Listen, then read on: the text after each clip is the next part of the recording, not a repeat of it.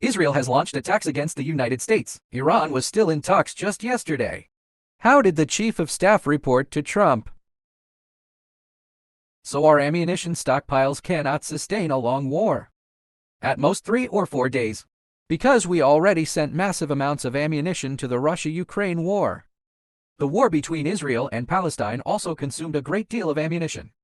So stockpiles are low. We can only sustain 3 to 4 days of fighting. 3 to 4 days of combat is not enough. That is why Israel needs to be involved. Israel also stated today, its ammunition can only last for days. All this information proves one thing. In the negotiations, the United States is not only demanding that you dilute your nuclear weapons, but that you abandon nuclear weapons entirely, and also limit or destroy your missile stockpiles, just like what was demanded of Ukraine back then. Iran, of course, disagrees.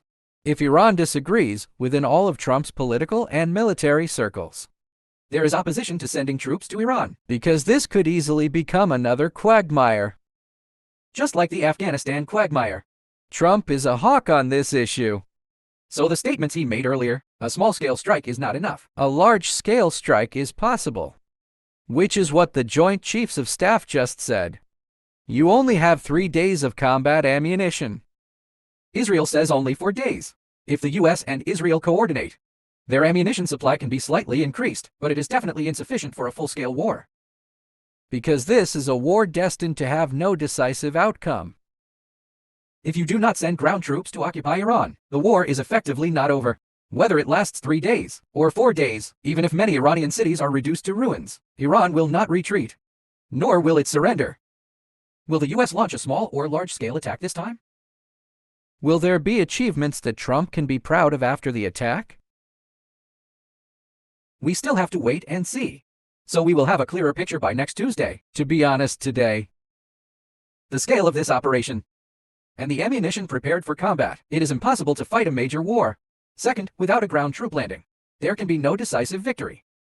Third, whether it is Iran's government forces or the clerical establishment, they will not surrender, so this conflict will have no decisive outcome, at most for Iran.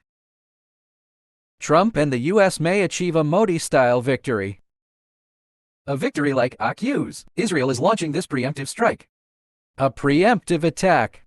As for the United States itself, it does not have the conditions. We just heard clearly, it is rare for the US to act alongside Israel in this way. And what they did, they struck targets in Tehran, Iran's capital, as far as we can see, Iran's capital. Second, what I find very strange is, Trump stated that Iran must never be allowed to manufacture missiles. Then the targets you should strike are the missile manufacturing facilities we can see. Missile manufacturing facilities cannot be inside the capital. I also find this very strange. Overall, we can see this is a show. No idea who came up with this show. But in any case, Iran also knows very well.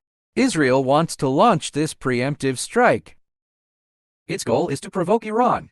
Once Iran retaliates, the US will have a solid justification to escalate the conflict, right? If Iran does not retaliate now, then Israel will continue to escalate its attacks.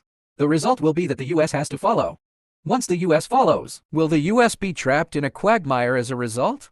We should all think about this. Why does this trap exist? It comes from 3 aspects. First, does the US itself have the capability? Second, countries in the Middle East have all agreed that US aircraft cannot, such as Saudi Arabia and others, or the way, or Qatar.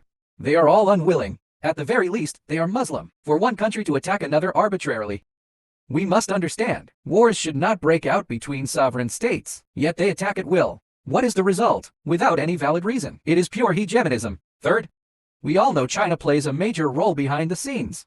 Do you think Iran is that simple? A country of 80 million people, an ancient nation with more than 3,000 years of history. Does it have no national consciousness? It is very strange to think so. Israel is acting aggressively. Israel believes it has pacified the entire Middle East, leaving only Iran. But would Muslim countries in the Middle East agree that they have been pacified? So when watching the news, at this early stage, do not be led by the media.